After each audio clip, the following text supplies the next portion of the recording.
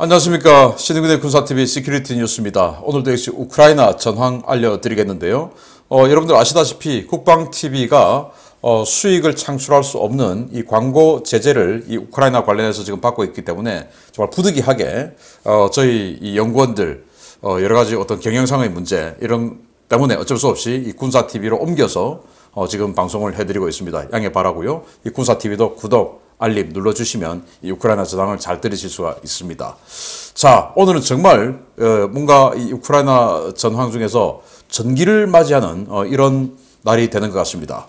키우 서쪽의 러시아군의 대공세가 완전히 지금 패퇴해서 폐주 중인 이런 상황으로 판단이 되고 있고, 또 마리우폴 완전히 포위돼서 젤렌스키 대통령까지도 포기한 이런 상황이었는데, 아니 아조프 연대가 오히려 지금 역공을 하고 있는 상황입니다. 어떤 상황인지 보겠습니다. 그리고 러시아 탄약이 다 떨어졌네요.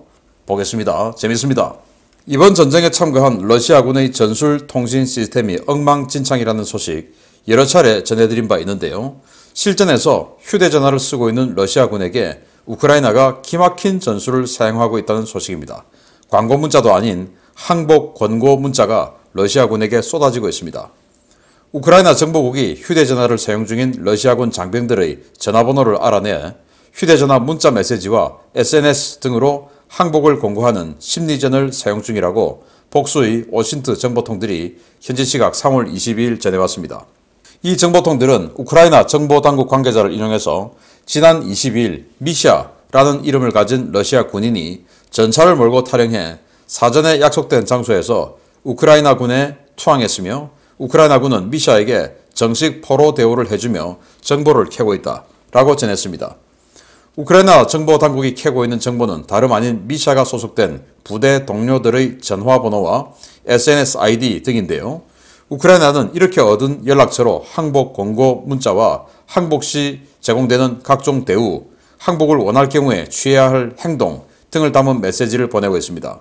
이번에 포로로 투항한 미샤 역시 전차를 몰고 투항할 경우 1만 달러의 포상금과 우크라이나 시민권 제공이라는 문자를 받고 사전에 약속된 장소로 T-72 전차를 몰고 와서 우크라이나 군에 투항했는데요.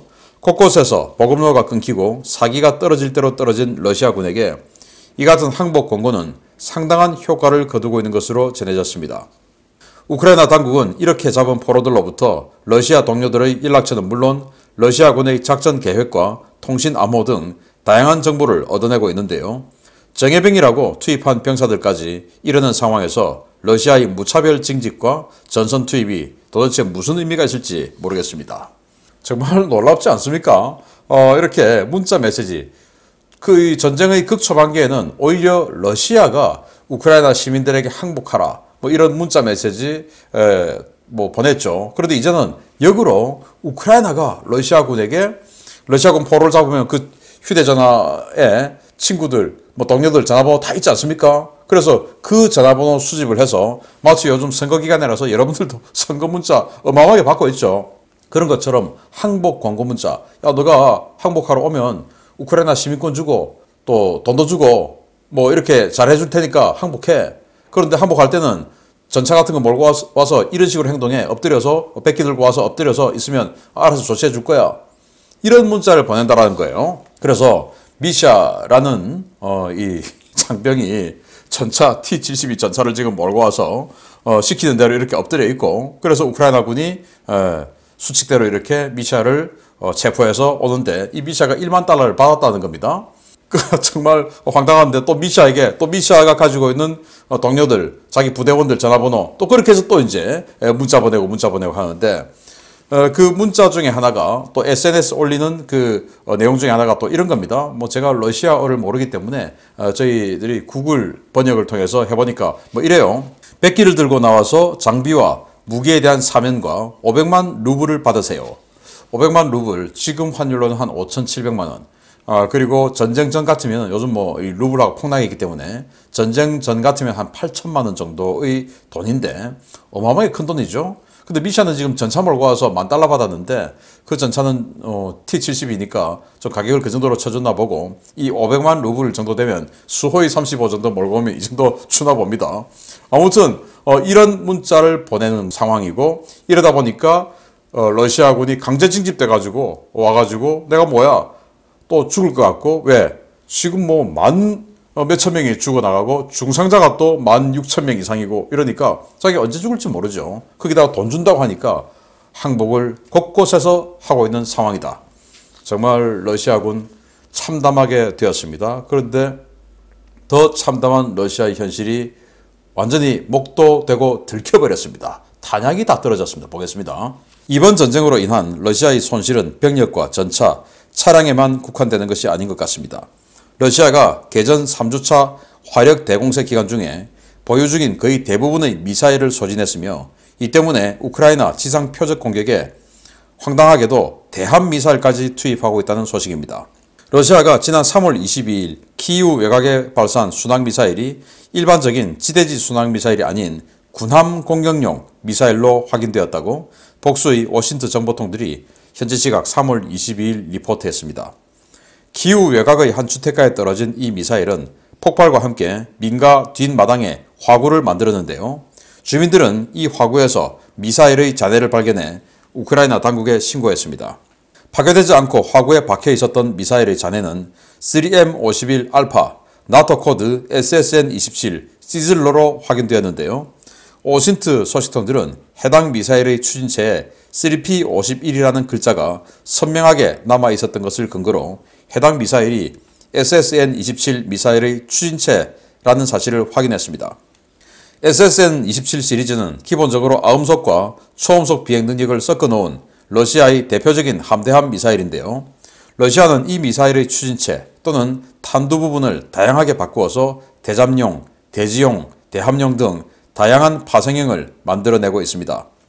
이번에 발견된 추진체는 3P51이라는 글자가 선명하게 확인되어 사거리 250km의 대함 미사일 3M51 알파로 확인되었는데요.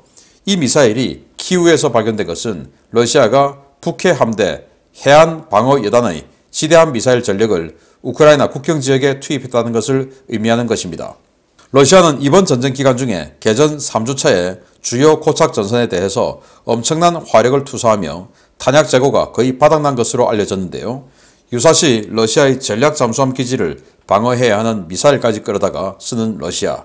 도대체 나중 생각은 하고 있는 것인지 모르겠습니다. 자, 이 미사일입니다. 이 미사일이 이렇게 날아와서 처박혀 버렸네요. 그래서 여기 2단, 탄두는 이제 터져가지고 뭐 이렇게 화구가 생겼을 것이고, 그리고 여기 뒤에 보입니다. 여기가 이제 차량 앞에 있는 거, 요게 마지막 그 1단 추진체, 여기가 2단 이런데, 이 1단 추진체 쪽에 보니까 3M51이라는 게 있다라는 거예요. 3P51. 이 3P51은 이 3M51이라는 미사일의 추진체다. 근데 이 3M51은 뭐냐? 바로 대함 미사일, 지대함 미사일. 우리 뭐 연평도나 백령도 이런 데도 북한의 고속정들이 몰려오는 것을 방어하기 위한 지대함 미사일 포대가 있지 않습니까? 그런데 지대함 미사일은 움직이고 있는 군함을 공격해야 되기 때문에 가만히 있는 지상에 있는 표적을 타격하는 이 미사일보다 훨씬 더 비쌉니다. 당연하죠. 가만히 있는 고정 표적을 타격하는 미사일보다 움직이고 있는 상대를 따라가면서 때리는 미사일이 훨씬 더 유도하기도 힘들고, 이 뭐 시커나 이런 탐지 장비도 훨씬 더 정밀할 것이고, 유도 장치, 비행 장치 훨씬 더 정밀해야 되지 않습니까? 그래서 대함 미사일은 비싸요. 그런데 그 대함 미사일을 지상 타격하기 위해서 가져와 쓴 겁니다. 그러면은 아니 군함 바다에 쓰려고 했는데 잘못 날아가서 여기 떨어진 거야 라고 할 수 있겠지만, 키이우는 그게 아니죠. 키이우는 우크라이나에서 가장 내륙에 있습니다. 이 미사일의 사거리가 250km인데 250km 그 어디에도 바다가 없어요. 그 말은 아예 키이우에서 육상에서 쓰려고 이 비싼 대함 미사일을 끌고 온 겁니다. 그런데 또 저희들이 또 열심히 분석한 결과 이 미사일은 러시아에서 지금 한 개 부대가 장비를 하고 있는데, 그 부대가 어디 있냐? 바로 러시아의 그 북극 연안이죠. 바렌츠에 있는 북방함대. 북방함대는 주로 이 전략 잠수함들, 핵 잠수함들의 기지로 쓰고 있는 곳이에요. 그 북방함대의 무르만스크 기지를 방어하는 해안 방어대가 이 미사일을 쓰고 있지 다른 데는 없어요. 그래서 그 어마어마하게 중요한 전략 핵미사일을 쓰는 그 핵잠수함들이 모항으로 쓰고 있는 그 무르만스크 해군 기지를 방어하는 이 방어용 대함 미사일까지 끌어와서 키우에서 사용했다. 그만큼 지금 미사일 재고가 없다라는 거 아니겠습니까? 다 썼죠. 그래서 지금 무르만스크를 방어하는 그 해군 육전대, 여기에서는 지금 200차량화 소총 예단이라고 하는데, 그것도 지금 키우에 들어가서 완전히 박살나서 지금 다시 벨라루스 쪽으로 후퇴해가지고 거기서 지금 부대 재편성을 하고 있거든요. 이런 식으로 무르만스크를 지키는 이 방어 부대인 200차량화 소총 예단, 여기 데리고 와서 박살나고 부대 괴멸되고, 또 무르만스크를 지키는 적 군함들로부터 지키는 지대한 미사일까지 끌고 와서 이렇게 식으로 황당하게 쓰고 있는 러시아. 지금 나토군이 이 노르웨이 연안에서 콜드 리스판스 훈련 하지 않습니까? 그냥 들어가서 훈련만 하지 말고 쑥 들어가가지고 무르만스크 쪽으로 들어가서 빈집털이 딱 해버리면 바로 그냥 무르만스크 다 먹는 이런 상황으로 지금 되고 있는 거예요. 그 정도로 러시아군이 황당하게 어려운 상황으로 갔다. 이제 이 군사력 재건을 어떻게 하겠습니까? 전차 1성급 전차 다 부서지고, 이거는 뭐 이미 다 알고 있는 내용인데, 이제 이스칸데르 미사일 다 썼죠. 이런 상황에 이제 군사력 재건은 어떻게 할 거냐. 이제 이렇게 야 니들 미사일 다 썼지 하고 나오니까 우리 아직 건재해 하는 모습을 보여주기 위해서인지 세바스토폴 앞에서 칼리브르 함대지 순항미사일 8발을 동시에 쏘는 또 이 블러핑을 또 하네요. 뭐 그렇다 하더라도 그것도 사실은 영혼까지 다 끌고 온 그런 재고 아니겠습니까? 참 이 비싼 지대한 미사일을 이렇게 내륙에다가 지상에다가 쏠 정도로 완전히 그냥 탈탈 다 끌고서 전쟁을 하고 있는 러시아. 도대체 얻는 것이 얼마나 크길래 이렇게 정말 영혼까지 끌고서 전쟁을 할까요? 기가 찹니다. 자, 이런 상황에서 러시아로서는 상상하기도 싫은 패주가 벌어지고 있습니다. 러시아의 3차 대공세가 결국 실패 국면으로 접어들고 있습니다. 키이우와 돈바스, 마리우폴 전역에서 러시아군이 엄청난 손실을 입고 패퇴하고 있다는 소식입니다. 우크라이나군이 키이우 서부 방어선에서 공세로 전환해 이르핀과 부차, 호스토메를 탈환했으며 현재 키이우 서부 지역에 고립된 러시아군을 소탕하고 있다고 우크라이나 총참모부가 현지 시각 3월 23일 발표했습니다. 우크라이나군은 서부 방면에서 증원된 최소 2개 여단 이상의 기계화 부대를 중심으로 공격 부대가 키이우 서부 지역을 압박하던 러시아군의 배후를 강타했는데요. 마카리브 지역을 끼고 있는 M06 도로 주변을 시작으로 러시아군 방어선이 점차 무너지고 있습니다. 우크라이나군은 키이우 방면에서도 북상을 시작해 이르핀과 부차, 호스토메를 탈환하고 드네프르강 서부 축선을 따라 북상하고 있는데요. 23일 새벽부터 전투는 러시아군 잔존 병력에 대한 소탕전 양상을 보이고 있다고 우크라이나 총참모부는 밝혔습니다. 돈바스 전선도 상황은 마찬가지입니다. 이지움에 대한 공세에 실패한 러시아군은 도네츠크 인민공화국 제1군단 병력을 주축으로 공세를 벌이고 있지만 21일과 22일 이틀간 7차례의 공세가 모두 좌절되면서 엄청난 병력 손실을 입고 패퇴했습니다. 돈바스 전선의 러시아군이 주춤한 것은 도네츠크 인민공화국군 제2군단 병력이 지난주 미콜라이오 방면으로 차출되면서 병력의 규모가 크게 줄었기 때문인데요. 도네츠크 군은 개전 초에 병력을 대부분 상실하고 현재는 신규 징집병 위주로 병력이 구성되어 있어서 전투에서 제 역할을 거의 못하고 있는 것으로 전해졌습니다.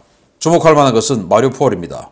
러시아는 당장이라도 마리우폴을 함락시킬 것 같은 기세로 도심 지역에 대병력을 투입했는데요. 아조프 연대의 격렬한 저항으로 러시아 제810 해군 육전 여단이 사흘 사이에 괴멸 수준의 피해를 입고 여단장인 알렉세이 샤로프 대령이 전사하는 등 부대 자체가 와해되는 피해를 입은 것으로 전해졌습니다. 아조프 연대는 저공비행으로 도심지 폭격에 나선 러시아군 전투기 최소 1대 이상을 휴대용 지대공 미사일로 격추하는 등 상상 이상의 투지를 발휘하며 도심지를 방어하고 있는데요. 그야말로 러시아의 혼을 갈아 넣었다고 해도 과언이 아니었을 이 3차 대공세, 결국 이렇게 그 기세가 꺾이며 전황이 뒤집히고 있는 것 같습니다. 놀랍지 않습니까? 저 정말 상상하지 못했던 일들이 벌어지고 있습니다. 패주라는 거 아시죠? 패주.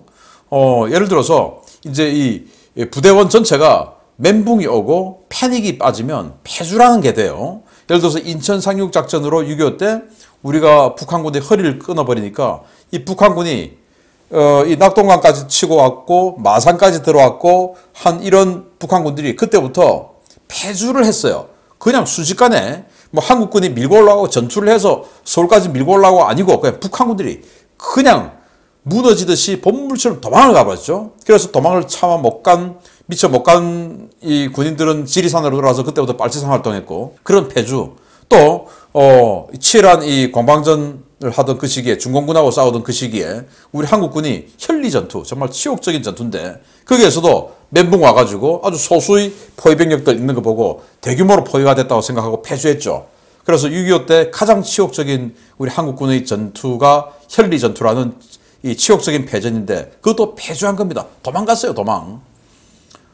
그래서 도망을 가면 이건 걷잡을 수 없는 겁니다. 그런데 지금 보니까 키우 북서부 방면의 러시아군이 세계 군단급 17개 대대 전술단 투입해서 이 키우 북서부를 때렸는데 그게 지금 포위 상태가 되어서 패주 상태로 접어든 것 같습니다. 그래서 지금 우크라이나군은 소탕전에 들어갔다라고 이야기를 하고 있어요. 자, 지도 한번 보시면 여기 키우 아니겠습니까? 키우 서쪽을 여기까지 해서 러시아군이 내려와서 완전히 두들기고 있었는데 지금 갑자기 이 M06번 도로를 통해서 이 마카리우 이 지역을 통해서 우크라이나군 한 개 기계화 예단에 들어왔고 또 이 M707 도로를 통해서 또 한 개 기계화 예단에 들어와서 뒤를 친 겁니다. 그러니까 러시아군이 뒤를 방어하다가 지금 이제는 또 앞에서 수비하던 기후를 수비하던 이 방어병들이 다시 또 공세로 전환하고 이러니까 이 이르핀, 부차, 호스토멜 이 지역에서는 지금 소탕전에 들어가 있다라고 우크라이나 총참모부가 밝히고 있고 자 여기에서는 지금 뭐 여러분들 딱 봐도 이 지역의 이 병력들이 포위될 것 같지 않습니까? 그래서 06번 도로로 들어왔던 이 우크라이나 예비 부대가 이 지역으로 06번 도로를 계속 치면서 이 러시아군을 공격을 하면서 또 일부 부대를 빼서 북상을 시키고 있습니다. 북상시키는 이유는 뭐겠습니까? 07번 도로로 들어오는 이 부대하고 연결시키겠다. 연결시키면 어떻게 되죠? 이 지역에 있는 이 부대들이 포위가 되는 것이죠. 그리고 이 북쪽에서 우크라이나군이 원래는 이 밑에까지 지금 내려와 있었는데 밀고 올라갔습니다. 그래서 데미디우라는 도시까지 지금 치고 올라갔는데 여기서 이 부대가 이런 식으로 에워싸버리면은 완전히 이 지역에 있는 이 세계 군단 17개 대대 전술단 전투부대만 17,000명 이 부대가 전부 그냥 에워싸지는 거예요.